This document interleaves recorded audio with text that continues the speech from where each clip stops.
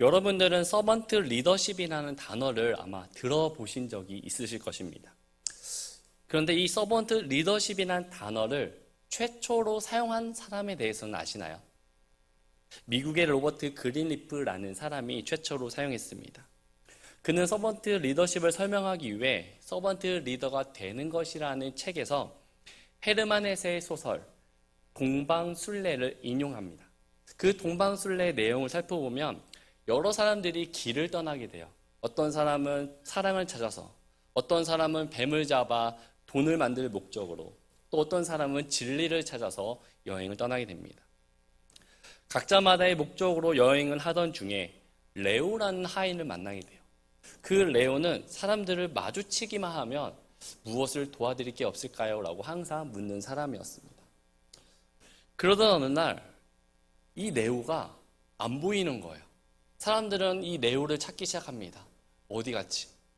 그런데 처음에는 이 레오가 없어져서 걱정을 하면서 찾아보았던 이 사람들에게 문제가 발생하게 돼요. 그 문제는 항상 섬겨주던 레오가 없어지니까 이제 여기에 있던 사람들이 다 이제 받기만 하려고 하는 것입니다. 다 섬겨주려고 하진 않고 받기만 하려고 하다 보니 순례의 길에서 결국 다툼이 일어나게 되고 중도에 포기하게 되는 이런 일까지 일어나게 되었습니다.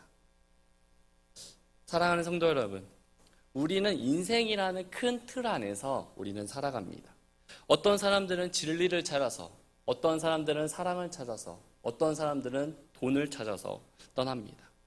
예수님을 믿는 사람이나 믿지 않은 사람이나 의인이나 악인이나 이런 거 따질 것 없이 대부분의 사람들에게는 각자마다 원하는 것들이 있어요. 대부분의 사람들이 원하는 것은 사람들에게 인정을 받아 높은 지위를 가지고 또 그 자리에 앉아 이 세상의 머리가 되고 꼬리가 되기보다는 이 세상을 이끌어가며 살아가길 원합니다. 열심히 노력해서 많은 사람들의 인정을 받아 그 자리에 올라가게 되면 세상의 머리가 되고 세상의 부자가 된다면, 그렇다고 내 인생의 목표가 이뤘다고, 앞으로 내 인생에서는 어려움이 없을 것이라고 말할 수 있을까요?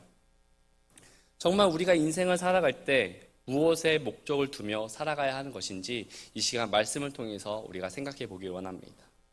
오늘 본문을 살펴보면 두 종류의 사람이 나옵니다. 인생의 목적을 세상에서의 성공, 또 자리에 두고 있는 사람들이 있는가 반면에 어떤 사람은 그런 것보다 섬기는 사람이 되어야 한다고 이야기를 하고 있습니다. 오늘 본문에 나오는 이 등장인물들을 살펴보면 세베대의 아이들과 어머니, 또 제자들, 예수님이 이렇게 나옵니다. 이들이 각각 인생의 목적을 어디에 두고 있는지 오늘 말씀을 통해서 함께 보기를 원합니다. 오늘 말씀의 제목은 인생의 목적은 성공이 아니라 섬김이다 라는 제목으로 함께 말씀을 나누기 원합니다. 오늘 본문과 동일한 성경 기록을 하고 있는 것이 마가복음입니다. 근데 이 마가복음에서 보면 이 세베대의 아들들의 어머니에 대한 구절이 없어요. 어머니란 단어가 없습니다.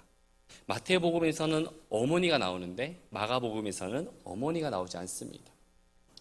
약간 마태복음과 마가복음에서 보면 약간의 차이가 있는 것을 볼 수 있는데, 저희가 이 두 개를 비교하면서 우리가 알아야 될 것은 어느 한쪽만 나왔다고 보기보다는 그 자리에 다 같이 있었고, 또 오늘 본문 22절에 예수님의 대답이 어머니가 대답을 하지만 너희가 라고 복수로 대답하는 모습을 보면서, 또 어머니가 물어보았는데 어머니가 물어보고 예수님께서 물어보았을 때 우리가로 답변하는 모습을 보면서 우리가 생각할 수 있는 것은 이 같은 공간에 야고보와 요한, 어머니가 있었고 그들이 같은 마음을 가지고 같은 말을 했다고 보는 것이 성경을 보는데 매끄러울 것 같습니다. 저는 오늘 본문에 집중해서 본문 위주로 말씀을 전하도록 하겠습니다.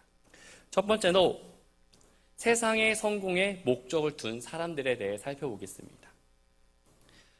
첫 번째로 세베대 아들들의 어머니의 목적은 자녀들의 성공에 있었습니다.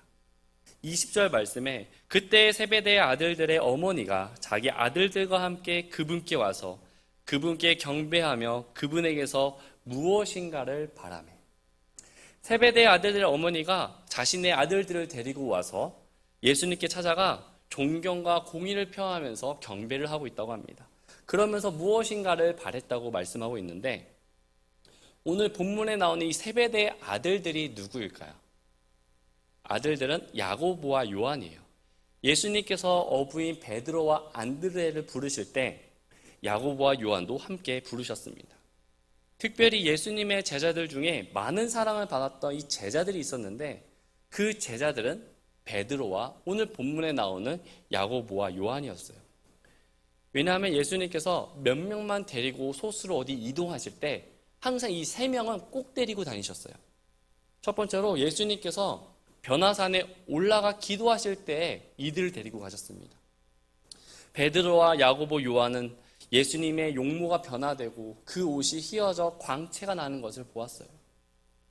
그리고 예수님이 누군가와 대화하는 모습을 보았는데, 그 모습이 모세와 엘리야처럼 보였습니다.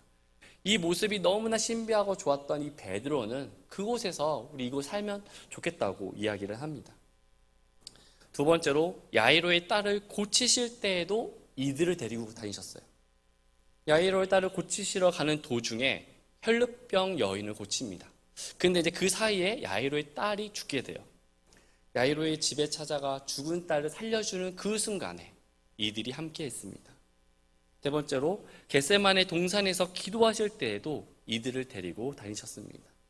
십자가를 지시기 전 죽음을 앞둔 그 순간에 함께 데리고 올라갔던 사람이 베드로, 야고보, 요한이었어요. 이처럼 베드로, 야고보, 요한은 다른 제자들과는 달리 조금 더 특별한, 조금 약간 예수님의 사랑을 더 받았던 제자들이었습니다. 그런 이 세베대의 아들들의 어머니 야고보와 요한의 어머니는 누구일까요? 어머니의 이름은 살로메입니다. 살로메는 예수님께서 갈릴리에서부터 사역을 시작했을 때 예수님과 함께 했던 여인이 바로 이 살로메였어요. 살로메는 예수님의 모친 마리아와 친자매였습니다. 그러니까 가족관계로 말씀드리면 예수님의 이모가 되는 거죠. 또 야고보와 요한은 예수님의 이종사촌이 되는 것이었습니다.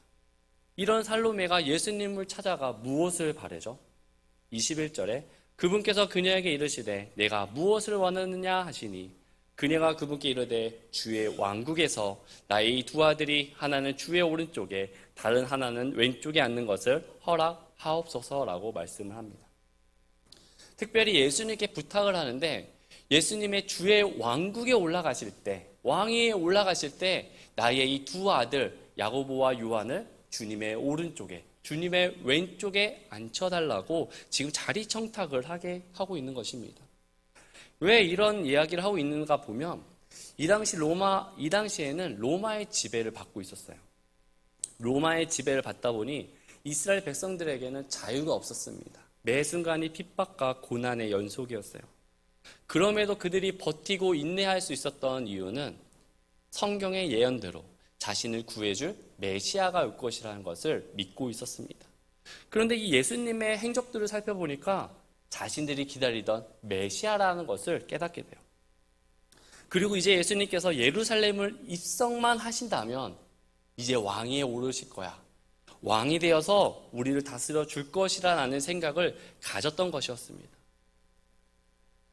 그런데 여기서 그의 어머니는 왜 자신이 아니라 자기 자녀들의 청탁을 하는 것일까요?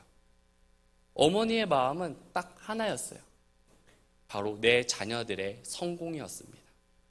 나는 비록 못 살고 힘들어도 내 자녀만큼은 좋은 자리, 이 세상에서 성공하길 바라는 마음이 가지고 있었습니다. 세상의 모든 부모님들이 자녀를 향한 마음이 이런 마음이지 않을까 싶습니다.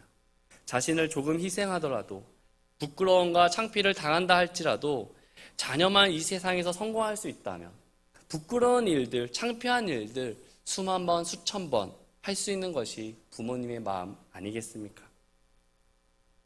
두 번째로 제자들의 목적은 세상에서의 성공이었어요. 야고보와 요한, 어머니의 자리 청탁 이야기를 들은 제자들이 어떤 반응을 보이고 있습니까? 24절에 그 10명이 그것을 듣고 두 형제를 대적하여 분개하였으나 나머지 10명의 제자들은 야고보와 요한에 대해서 무엇을 하고 있다고 얘기하고 있습니까? 대적하고 분개했다고 합니다. 여러분, 대적이라는 단어가 언제 사용되는 단어입니까? 바로 적과 싸울 때 쓰는 단어가 대적이라는 말이에요. 그런데 지금 이 대적이라는 단어가 누구를 향해서 쓰고 있는 것입니까? 야고보와 요한을 가리켜 쓰고 있는 것입니다. 왜 제자들은 이렇게 화를 내고 있는 것일까요? 그 이유는 자신들이 예수님의 오른쪽에, 예수님의 왼쪽 자리에 앉아야 하는데 야고보와 요한이 새치기를 했다고 지금 생각하는 것 때문에 그렇습니다. 야고보와 요한은 예수님과 혈연 관계를 이용해서 자리를 탐한다고 생각했어요. 살로메는 예수님의 이모였죠. 또 야고보와 요한은 예수님의 이종사촌이었습니다. 팔은 안으로 긋는다는 말이 있듯이 가족이라는 이유로 그들이 그 자리에 앉게 될까봐 걱정하며 그들에게 분개하고 화를 내었던 것입니다. 그런데 여러분, 좀 여기서 의아하지 않습니까? 예수님의 오른쪽과 왼쪽에 앉는 것이 그렇게 분개하며 화를 낼 정도입니까?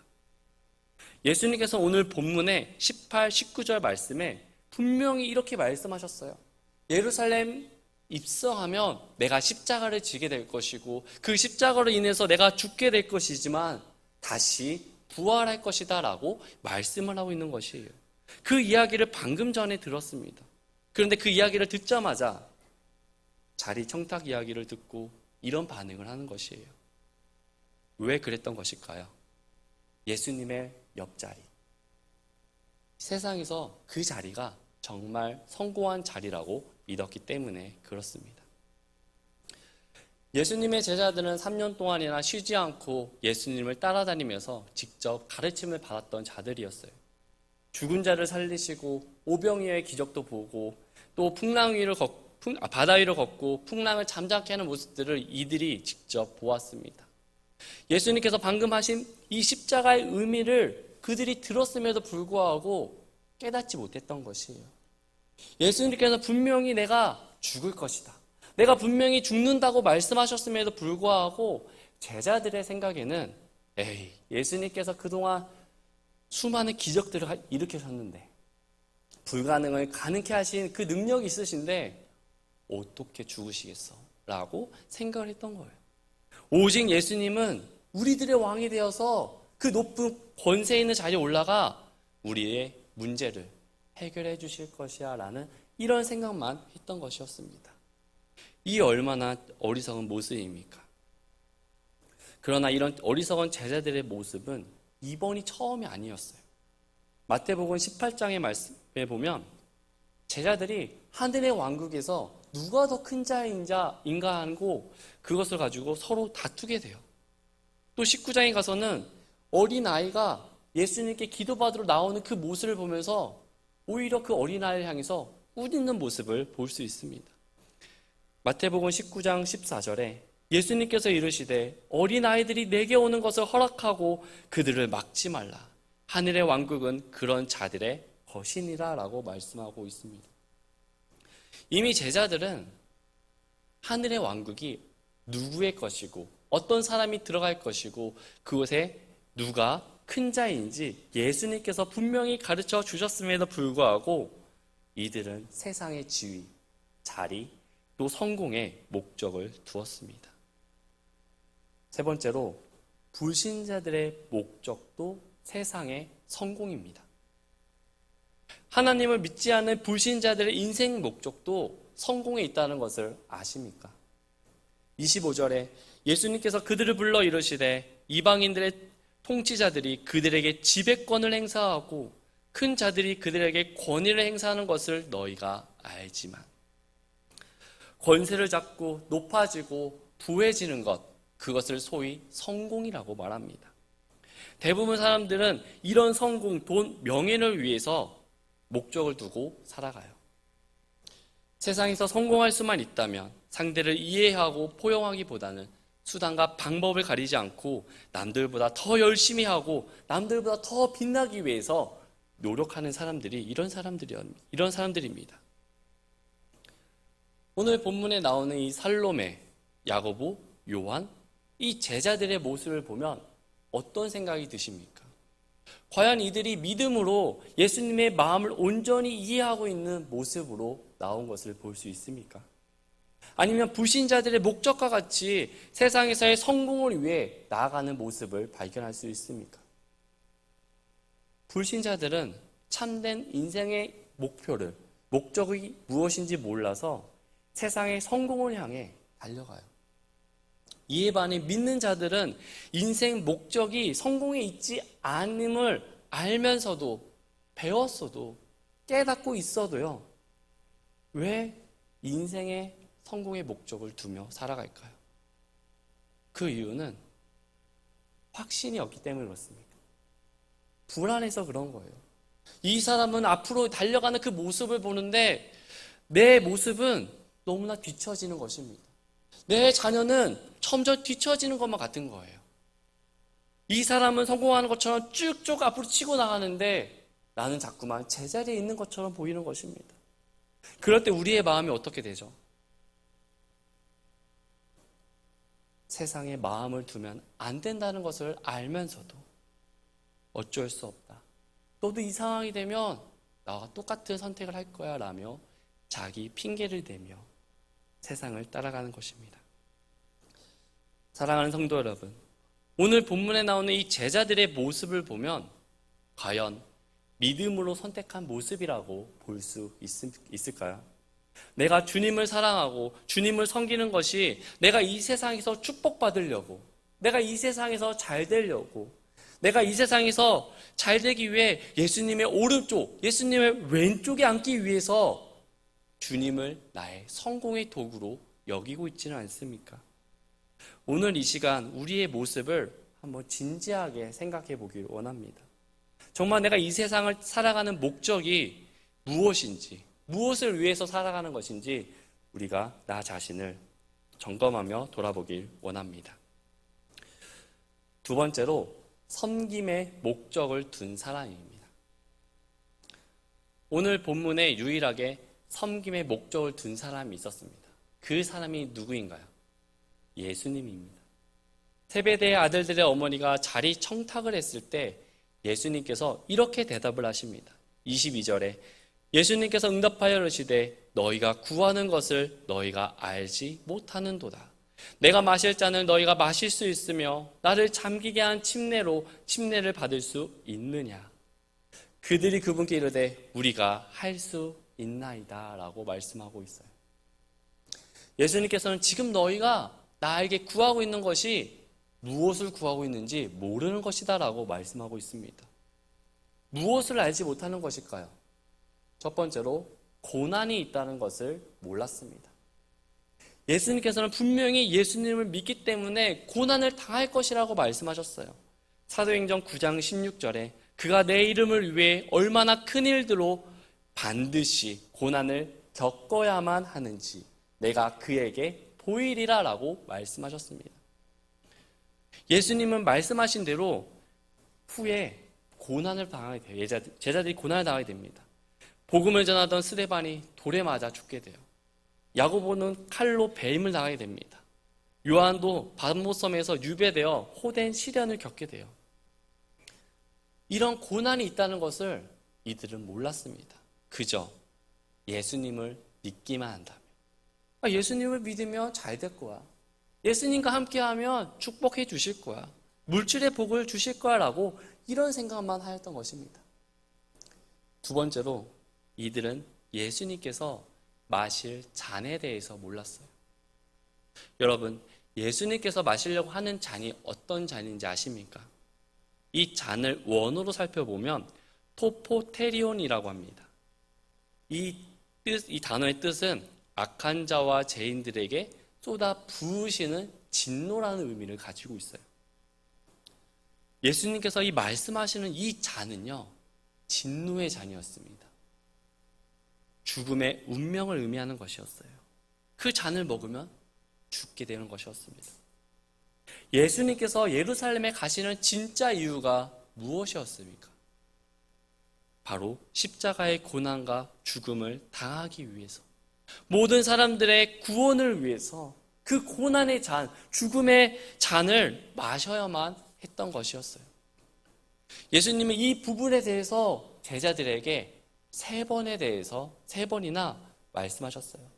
첫 번째는 마태복음 16장 21절에 그때부터 예수님께서 자기가 반드시 예루살렘으로 가서 장로들과 수제사장들과 서기관들에게 많은 일들로 고난을 당하고 죽임을 당하며 셋째 날 다시 일으켜질 것을 자기 제자들에게 보이기 시작하시니. 두 번째는 17장 22, 23절이에요. 그들이 갈릴리에 거할 때 예수님께서 그들에게 이르시되 사람의 아들이 배반을 당해 사람의 손에 넘어가 그들에게 죽임을 당하고 셋째 날 다시 일으켜지니라. 그들이 심히 근심하더라. 세 번째로 오늘 본문 18, 19절이에요. 보라, 우리가 예루살렘을 올라가노니 사람의 아들이 배반을 당해 수제사장들과 서기관들에게 넘겨지매 그들이 정죄하여 죽게 하고 이방인들에게 넘겨주어 조롱하며 채찍질하고 십자가에 못 박게 할 것이요 셋째 날 그가 다시 일어나리라.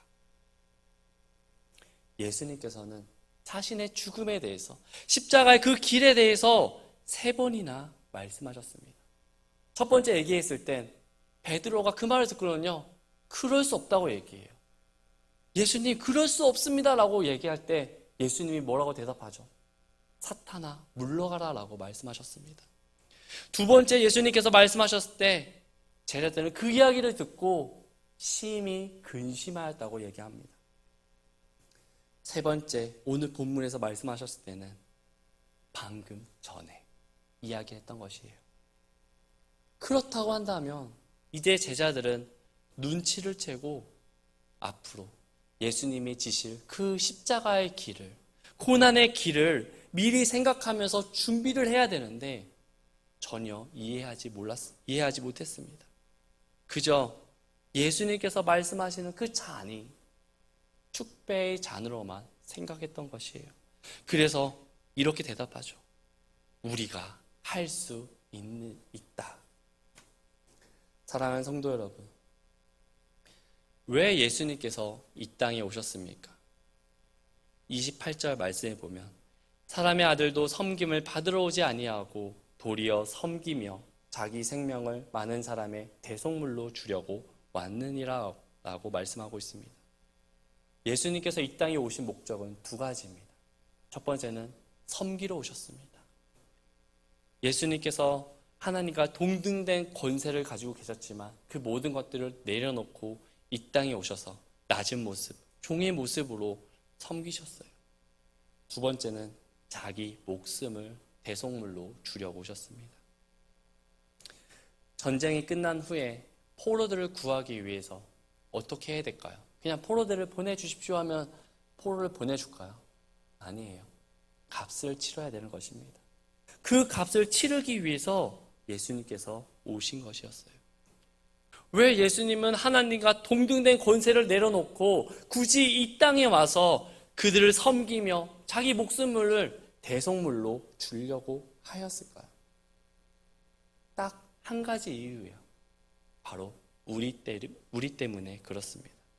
사랑하는 우리를 위해서, 우리를 구원하기 위해서, 그 섬김의 모습을 보여주기 위해서, 인생의 참된 행복을 알려주기 위해서, 인생의 목적을 알려주기 위해서 이 땅에 오신 것이었습니다. 그래서 예수님을 세 번이나 제자들에게 내가 마실 잔에 대해서 이야기를 했던 것이에요. 내가 이 잔을 먹게 되면 내가 곧 죽을 거야. 그러나 내가 다시 부활할 거야. 제자들과 함께 다니면서 주의 왕국이, 하나님의 왕국이 어떤 곳인지, 누가 들어가는 곳인지 알려주었어요. 그럼에도 불구하고 그들은 예수님이 오신 목적에 대해서, 예수님께서 하신 말씀에 대해서는 전혀 깨닫지 못했습니다. 동일한 말씀을 기록하고 있는 누가복음에서는 이렇게 기록하고 있어요. 누가복음 18장 34절에 그들은 이것들 중 어떤 것도 깨닫지 못하였더라. 이 말씀이 그들에게 숨겨졌으므로 그들은 그분께서 말씀하신 것들을 알지 못하였도다. 지금 예수님의 마음은 답답함을 넘어서 많이 슬펐을 것 같습니다. 예수님께서 가장 측근으로 정말 제자들 중에 가장 사랑했던 이 야고보와 요한이었음에도 불구하고 예수님께서 예루살렘 가시는 그 모습을, 그 진정한 의미를 깨닫지 못했던 것이에요. 아무도, 그 자리에 있었던 그 누구도 몰랐습니다.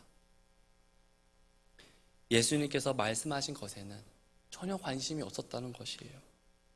그래서 예수님께서 이 모든 결정은 자신이 아니라 하나님께 있다고 말씀을 합니다. 23절에 그분께서 그들에게 이르시되 너희가 참으로 내 잔을 마시고 나를 잠기게 한 침례를 받겠지만 내 오른쪽과 내 왼쪽에 앉는 것은 내가 줄 것이 아니니라. 다만 내 아버지께서 누구를 위해 그것을 예비하셨든지 그들이 그것을 받을 것이니라 라고 말씀합니다. 예수님의 마음은 슬픔이 있었어요. 예수님의 마음은 답답함이 있었습니다. 그럼에도 불구하고 화를 내고 책망한 것이 아니라 좋게 이야기를 합니다. 그런데 이 말이 끝나자마자 제자들이 어떻게 반응하죠? 대적하여 분개했다고 합니다. 야고보와 요한으로 인해 실망했던 그 마음에서 제자들이 그 이야기를 듣고 다시 한 번 더 상처를 받게 되는 거예요. 이 제자들, 예수님이 사역하는 그 기간 동안 3년이나 시간 동안 같이 잠자고 같이 생활했던 자들이 이들이었습니다. 그런데 그 단 한 사람도 예수님의 그 마음을 몰라주었던 거예요. 헤아린 사람이 없었습니다. 2008년 중국에서 8만 명이 사망한 쓰촨성 대지진 때 있었던 일입니다. 가장 큰 피해를 당한 웬추한 지역에 구조대원들이 달려갑니다. 폐허 속에서 무언가를 발견하게 되는데요. 무너진 콘크리트 더미 안에 어떤 엄마와 아기를 발견하게 돼요. 그래서 구조대원들은 그 콘크리트 더미를 들어 올려서 구하려고 합니다. 구조하려고요. 어머니는 젓가락을 든 채로 아이를 안고 있었어요. 근데 이제 아이가 콘크리트 더미에 묻히면 안 되니까 엄마가 그 콘크리트 더미를 몸으로 지탱하고 있었습니다. 그래서 구조대원들은 빨리 콘크리트 더미를 올려서 이들을 구했는데 이미 어머니는 죽어 있었습니다. 아이도 죽었겠구나 하고 구조대원들은 생각을 했어요. 그런데 그 순간에 아이가 울었어요. 아이는 상처 하나 없이 구조되었습니다. 그때 어머니가 이제 휴대폰 하나가 있었어요. 그 휴대폰에 자신의 마지막 메시지를 하나 남겨뒀는데 이렇게 말하고 있습니다. 사랑하는 아가야, 만약 여기서 살아남게 되면 이것 하나만 기억하렴. 나는 너를 사랑한다. 아이가 살 수 있었던 이유는 구조 직전까지 어머니가 모유 수유를 했기 때문이라고 합니다. 사랑하는 성도 여러분, 이것이 부모님의 자녀에 대한 사랑의 마음 아니겠습니까? 우리 하나님께서 나를 바라보실 때, 우리를 바라보실 때 이런 마음을 가지고 있지 않겠습니까?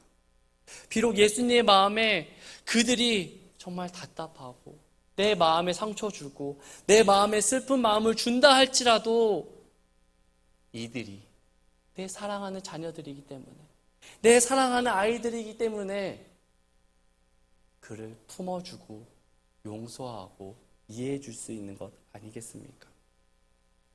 예수님은 자신의 마음을 담아서 다시 한번 제자들에게 조곤조곤 설명해 줍니다. 26절에서 28절이에요. 너희끼리는 그리하지 말지니 오히려 누구든지 너희 가운데서 크게 되려하는 자는 너희를 섬기는 자가 되고 누구든지 너희 가운데서 으뜸이 되려 하는 자는 너희 종이 되어야 할지니라.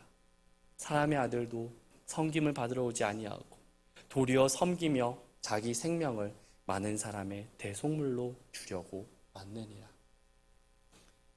이 말씀은 예수님께서 이렇게 얘기하시는 거예요.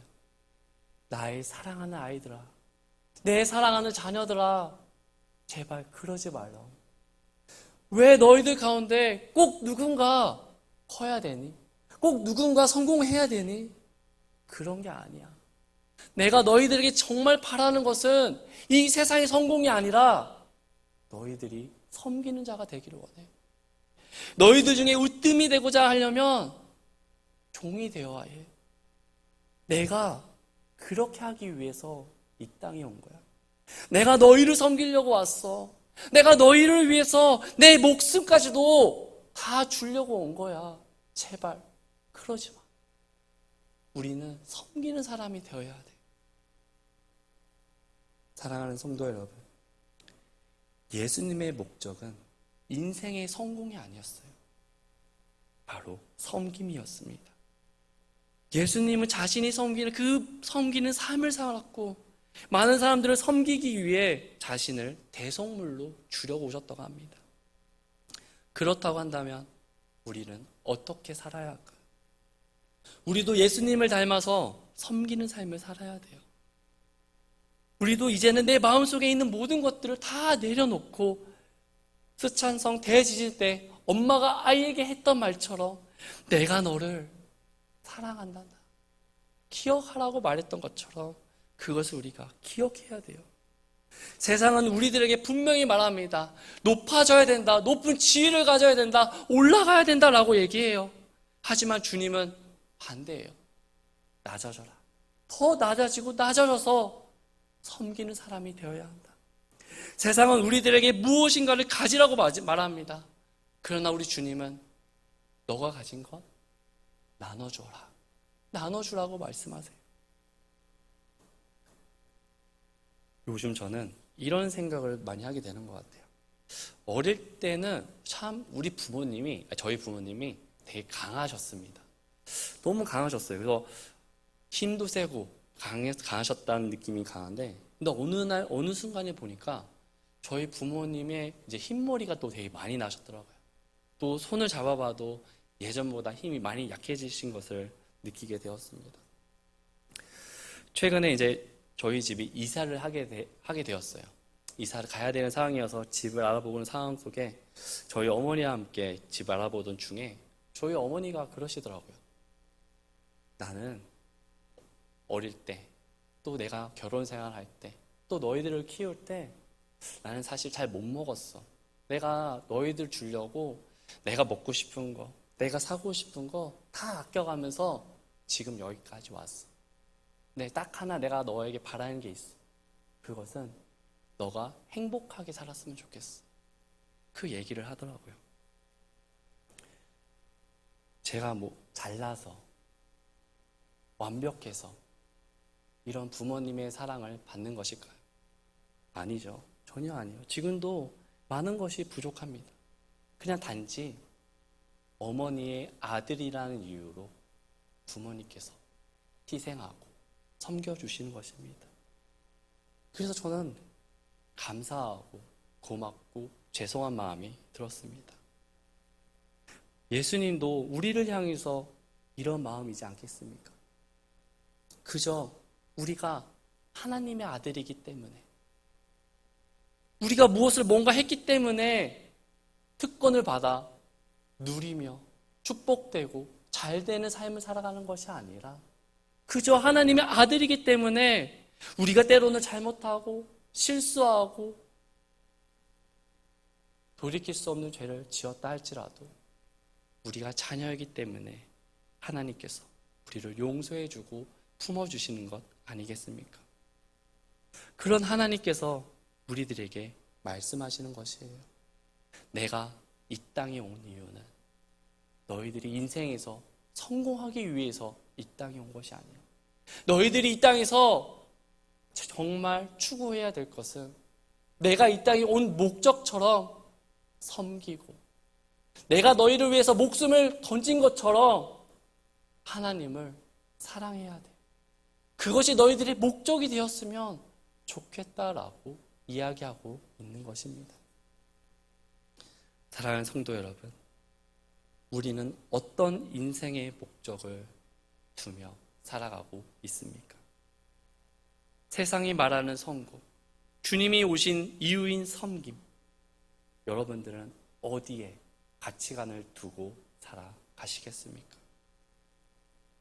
하나님께서 나에게 섬기러 오셨다고, 내가 온 이유가 이것이라고 말씀해 주신 것처럼 우리가 그 말씀을 붙잡고 예수님만 바라보며 나아가는 삶을 살아야 되지 않을까요? 우리의 인생의 목적이 어디에 두어야 되는지 이 시간 우리의 삶을 돌아보길 원합니다. 기도하겠습니다.